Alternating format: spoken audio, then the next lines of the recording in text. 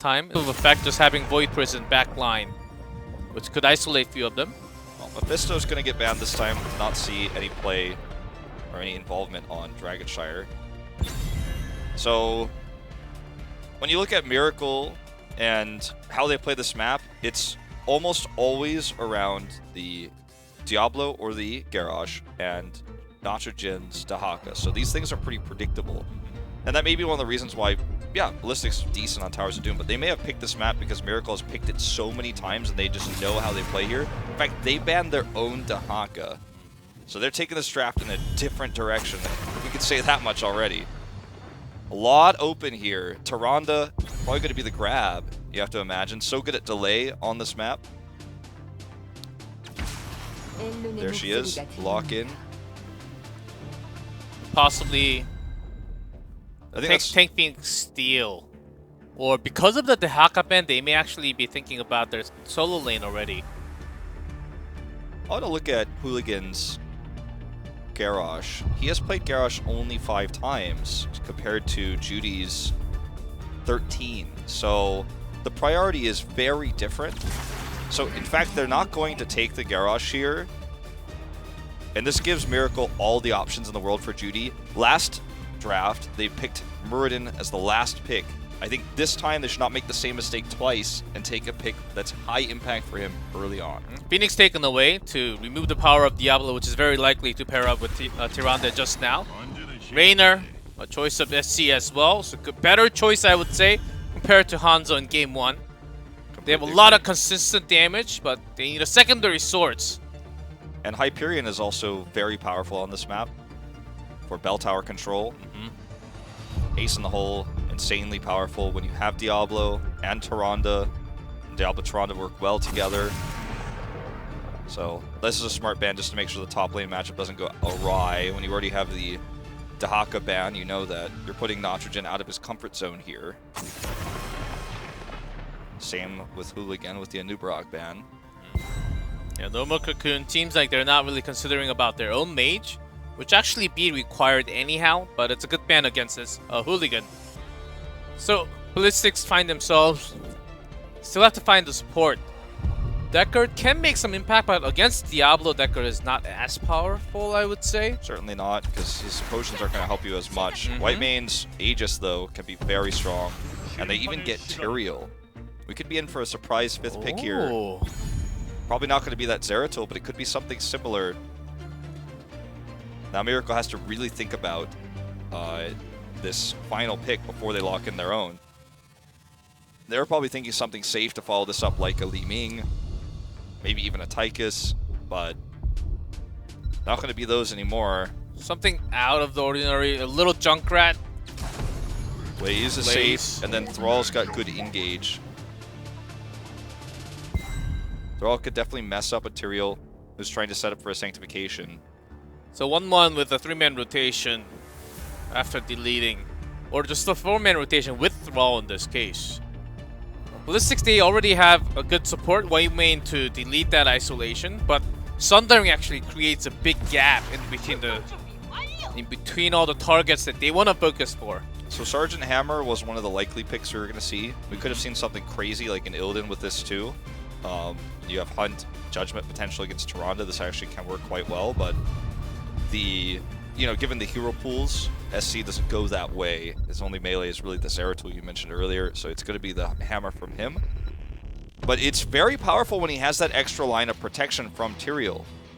However, Tyrael's not going to save anybody who gets caught by a Diablo charge into a toss, into a Tyrande stun with Hunter's Mark. That shield is not good enough pre-10, so... I think what you just mentioned, how they have the tanks, both team have different thoughts on Garrosh. Garrosh could have been a nice addition for Ballistix, because he could save Hammer, he could basically save himself, make an engage with Irel, and sometimes just having to save on Whitemane, who does not have an escape. And Garrosh was not banned in this draft. Having a Tyrael, I'm not saying it's going to be a bad call, but Hooligan did have some weird Sanctification times ago that's been in history. Certainly that is true. I wonder just what's the fear of using Garrosh? It's going to be such a relevant hero at BlizzCon. Look at the Battleground results. I just want to point out that in recent times, Miracle actually has the higher win rate, but this is for the year. So obviously Ballistix, the higher win rate team, stands at the top. But that just goes to show how much Miracle has improved at the end of the season. Way better mount synergy for Miracle, I have to say as well. So with all these standard horses coming out. Yeah, you get that set. You get that set of items. You get 5% more HP all around. So this hammer comp with Tyrael is going to provide a lot of shield. Maybe some zoning for Holy Ground post 13, but post 10, Miracle is going to have a lot of power. Oh, that was a little too scary if that root from Thrall was a little bit quicker. Yeah. That's the fear of the Sergeant Hammer pick, but as he's a safe Hammer player, it's not one of his normal picks. Like, let's be clear about that. But you know, this is the threat we're talking about. Like, Righteousness is not going to protect you against this later on as the scaling gets higher and Raynor starts to finish his talent tree. Yeah, and Judy on that Diablo is a different person playing the game now. Yeah, I think this is a draft that actually suits Miracle better. Sure, they had in some facets last Phoenix game. may go down in the mid lane. Yeah, just warps away, okay. Yeah. They had some facets of what their style is with the, you know, Nachogen, Dahaka earlier, the Deckard and Phoenix, and even the Hanzo for Frankel, but this is like quintessential Miracle right here. Look at this synergy right here onto SC. If this time the Righteousness will save him, they're actually going to accidentally get aggroed by the Cannon Tower here. Still great amount of healing from White Mage, just enough. And feeling taking the frontline damage as Hooligan. He shouldn't take too much. And that's what Tyrael just has to at times because Zerel is pushing and gaining value on top. I want to ask you your opinion on this. Do you think it's easier to... I'll hold that thought. Sniper slightly in trouble here. I'm just going to try to trade this back. Do you think it's easier to do what Miracle's doing and rotate around? Or is it easier to defend against what Miracle's doing? Because I feel like what Miracle's doing is way easier, and eventually you're going to mess up the defense. Like this! Eventually, if you don't play safe, like, they're going to get you. Like, they will get you. If you trust in your mechanical skill every single time, like the hammer using the blast at perfect time when Diablo charges in, he can win all the time, 100%, then the hammer wins. You can make a safe access, but when you're caught just once, you're dead. And you know, we kind of just saw that there. I mean, human error is a thing in Heroes of the Storm, right? And what Miracle's doing is so cookie cutter and so systematic. There's nothing wrong with that. But when you're running the risky comp that that Ballistix is running, there always is going to be that time where you make a mistake. Because in fact, we have 10 humans in this game. This is not AlphaGo, okay? So eventually, you're going to get caught. Yeah, even though AI in Heroes of the Storm are pretty bad, humans are pretty strong. And we make errors, just like everyone else. That's why we have all the game. There's focus onto Jungha, but less of a focus without Thrall this time. Okay, so this ends up being traded out.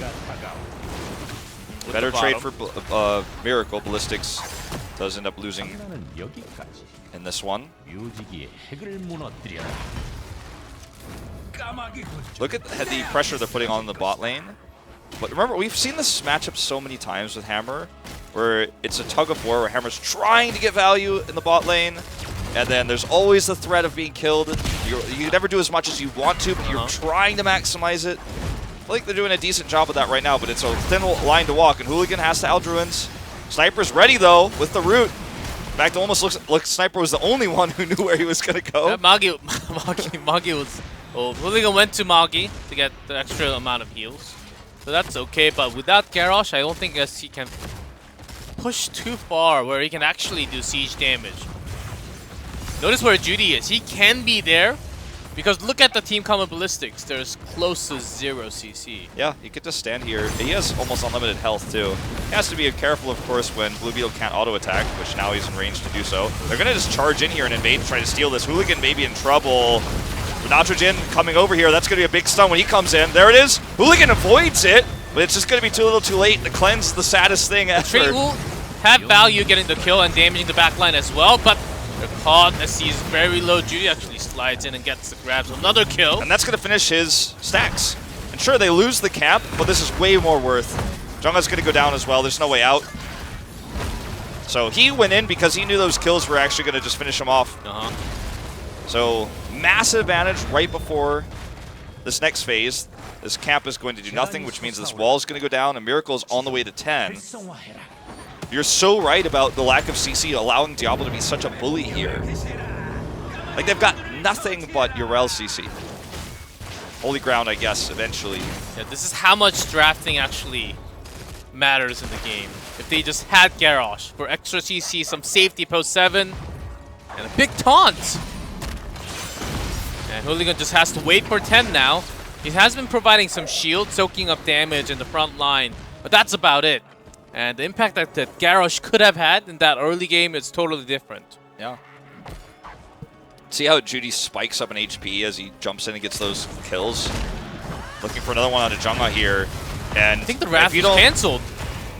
Yep, it was. And if you don't believe, like what I say earlier about sometimes, like, you're going to be in the wrong place at the wrong time. Sometimes you're going to get caught by these big rotations. If you weren't a believer, I think you are now, those at home, because this is another kill for Miracle there. It's 6-1. The early game was always going to be their advantage before 10. They get 10 with a massive lead. Still some consideration on not taking Hyperion. In fact, they will get Rainer's Raiders instead. Just more consistent damage for these picks. For how this map has been controlled by Miracle so far, I can't really disagree with the choice. And because it's Judy, of course, it's going to be APOC, because that can help him get single picks. How he uses that. Yeah, Ballistix needs to have 100% understanding over all the teammates of Miracle is basically soaking for 10 now. Before the altar, they should be glad they at least have 10. Yeah. After losing that much in the Sapper camp there. Probably pretty thankful that Lunar Flare didn't connect either. He probably would have been fine, but still. Miracle commits could have been disastrous.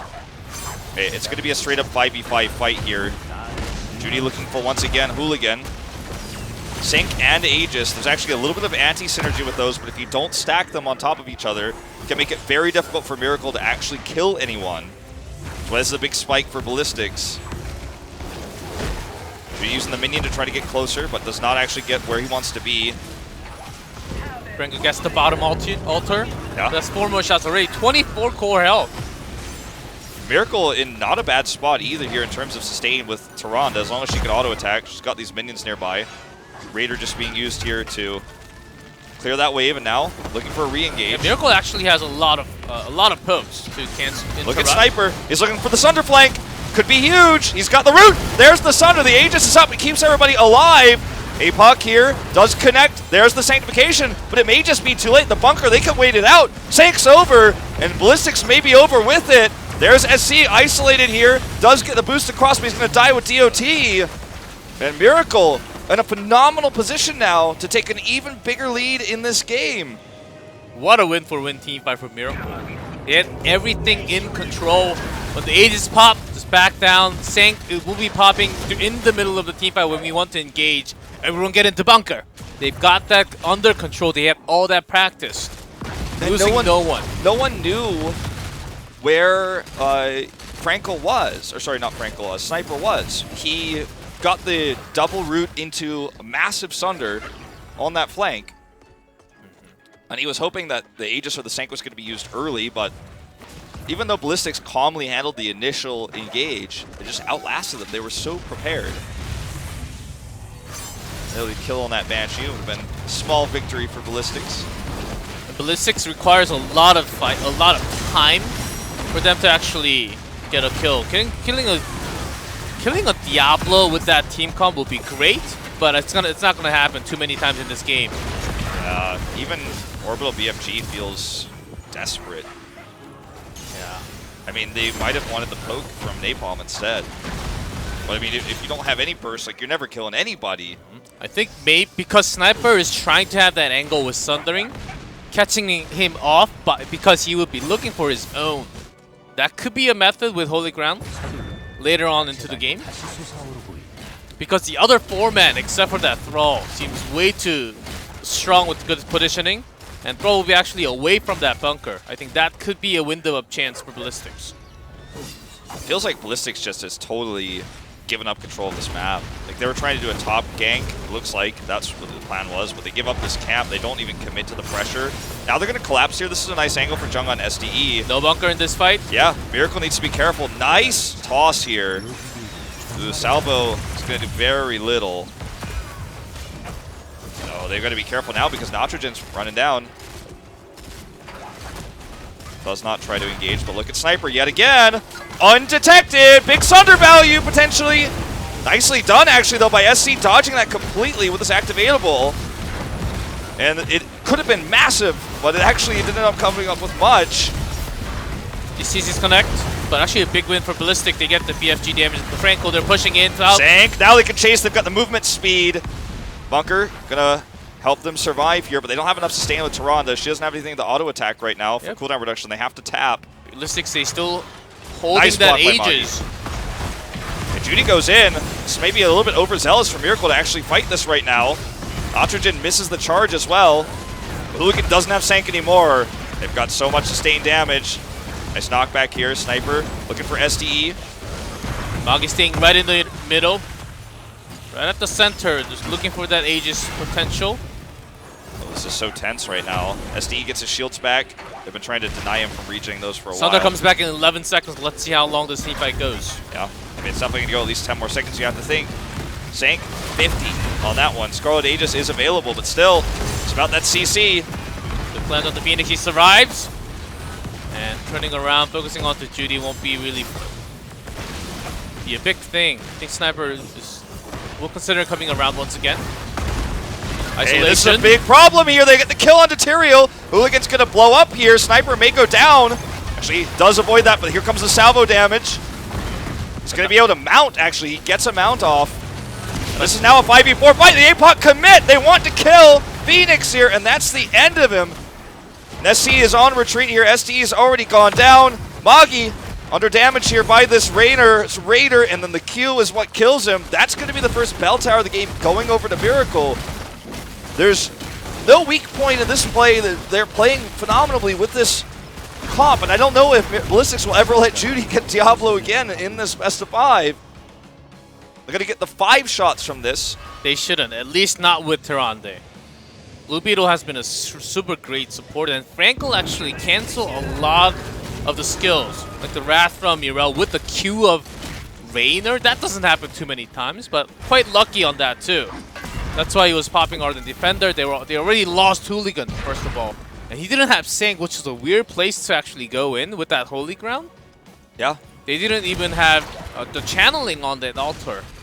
With a different comp, it would have been great, but it doesn't work out in this case. They've got so much armor, they've got so much sustain with Urel plus the white main heals, but somehow they just can't break through. Sunring's committed to Judy, wants this! SC got that armor though. Judy's not scared. He can take all the turret shots. There's no CC from Killzone, Ballistics. what's that? He's going to actually get all of these shots in. That's going to put Ballistics down to 12 core health. Meanwhile, in the top lane, Jungha is split pushing to try to get 16, but will this bell tower ever be retaken even with Sergeant Hammer? Feels like the answer is no.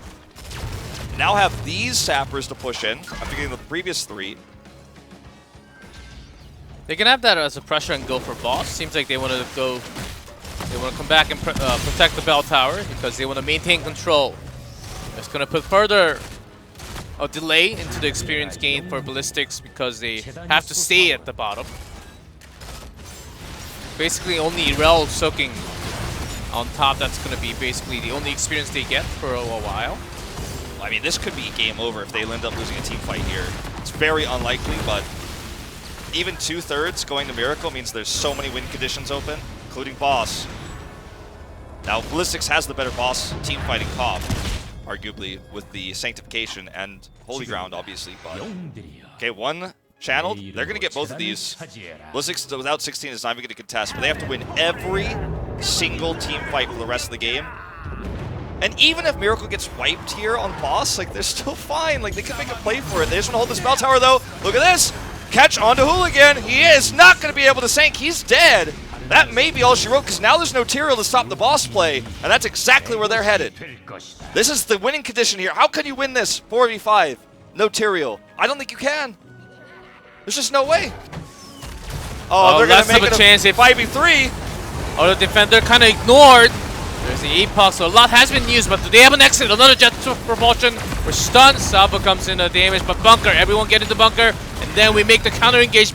He goes down in the middle. A little bit of showmanship here in the outer bunker, going in and out of animation here. That is game over. Miracle gonna tie up this series on their best map of the season. Judy caught here. They're actually looking to turn this back, but there's just no way. There's not enough. There's no sustain here. Hooligan does come over, but all they have to do is stand on this pit. He has holy ground and sank, but way too far away. Too late. Miracle ties it up. We got a series on our hand here. BlizzCon qualifiers 2018 for Korea.